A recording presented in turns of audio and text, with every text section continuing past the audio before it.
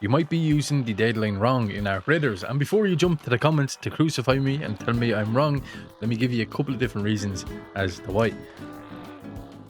So when fighting the Queen or the Matriarch and you want to plant a deadline on top, usually what we will do is snap hook up on top of the Queen or Matriarch and plant our deadline down near the core, and then we will jump off the top. But what if I told you that you actually don't have to jump off or dismount the Queen or Matriarch after you've planted your deadline?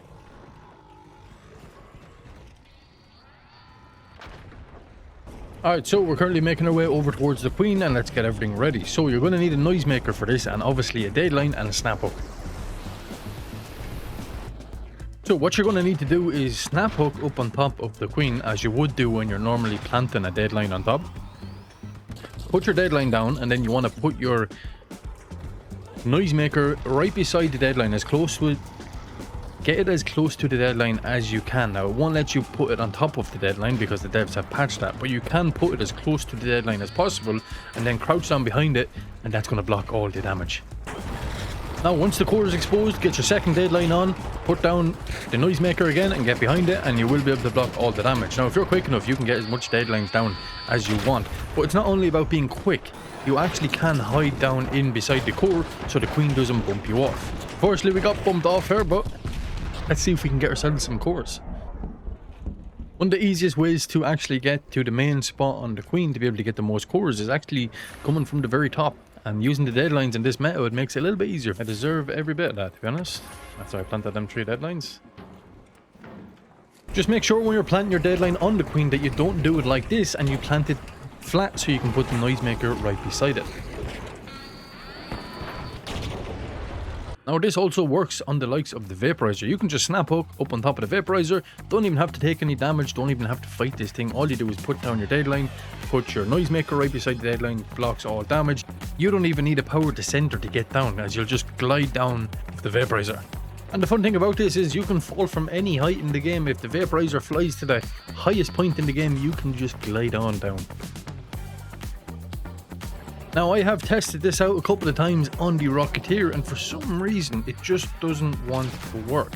Maybe I'm doing something wrong, but I think it's because the top of the Rocketeer is just so out of proportion. It's very uneven, and the Rocketeer likes to bump you a little bit, a lot more than the Vaporizer would, so it's just very difficult to do. Now, I would like to hear if anybody has done this to the Rocketeer.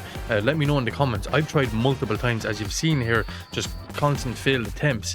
I can't seem to get it right, so I wouldn't recommend, unless you know how to do it, I wouldn't recommend giving this a go until someone in the comments says that it can actually be done on the Rocketeer. I don't want you guys wasting the resources. But get a load of this, I actually snap hooked onto the Rocketeer here. I feel like the Rocketeer is actually progressively getting smarter and smarter.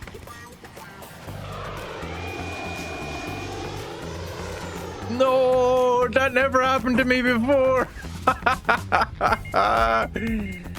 I've never had them do that before. That was so fucking good. That was genius. The Rocketeer kept pulling until my snap hook was no more and I just fell to my death. I've been outplayed. But back to the deadlines. Did you know that if you don't want to get up close and personal and use the deadline and the noisemaker technique, there actually is another technique that you can sit back and use your deadline from a distance. And I'm going to show you how to do that right now. So you'll need a barricade kit, and you want to get that barricade kit down to 1 HP, and then you want to put your deadline on it and then hit the barricade kit one last time. Knocks the deadline down, keeps it at an upright position. But then you also need an anvil with the extended barrel and also the anvil splitter.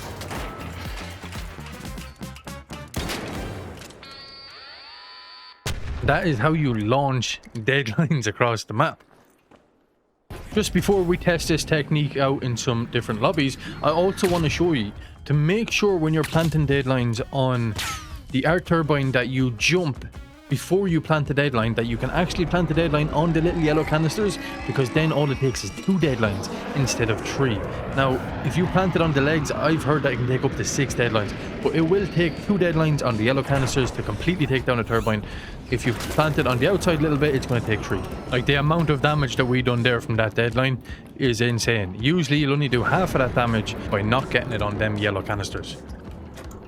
Alright, we're in another Queen raid here. We're setting up our good old barricade. Now, I like to hit the barricade 19 times. So 10 times will put it to half health, and 9 more times will make it one shot. Now you can use a weapon if you want to do so, but I prefer doing it this way. It's a little bit easier. It gives you time to calculate if the queen is moving around, because you know the queen does like to move a good bit. So this is actually a pretty good way to calculate where she's going to be and where you're going to put your deadline. As you can see, we're going to do a ton of damage here once we launch this thing. Alright, so knock our deadline down onto the top of the vehicle. It's in an upright position. Now, because the queen is close, I'm going to wait until the deadline is almost ready to explode, and boom.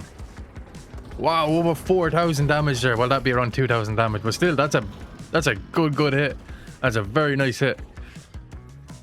Alright, so we're going to need to set this up again here. Now, think about it. If you had 2 more people with you, you all bring in barricades and deadlines, you could set up 2 barricade kits, and you could launch 3 deadlines at a time. Like 3 deadlines.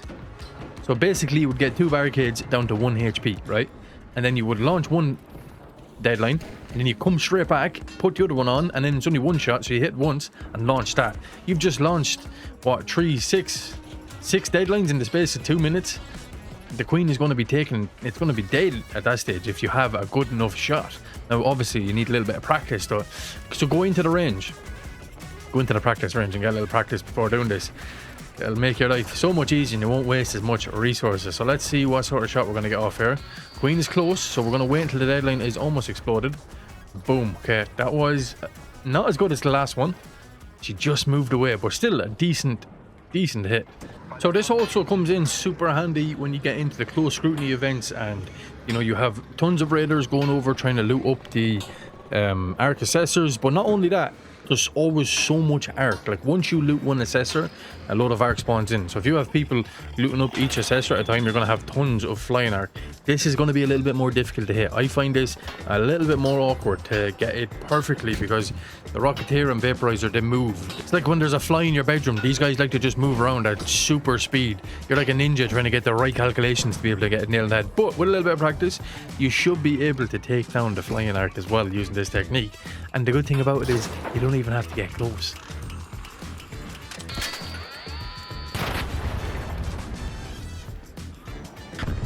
Now you can indeed use this in PvP as well. I've actually done it before. It's super fun, I'm not going to lie.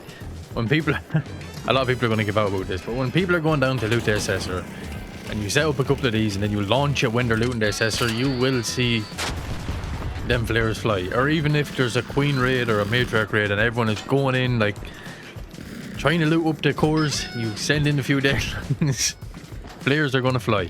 Now that's totally up to you. If you want to do that, do it. But I like to use it in PvE mostly. That's where I get the most fun out of it.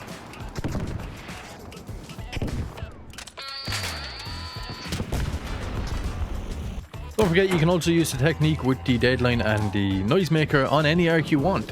Or you can even use it on players. If there's any arc you want to use it on, once you position the noisemaker close enough to the deadline and then crouch down behind it, you should be good to block all that damage. Make sure you get in and use this before it is patched, because it definitely is going to be patched.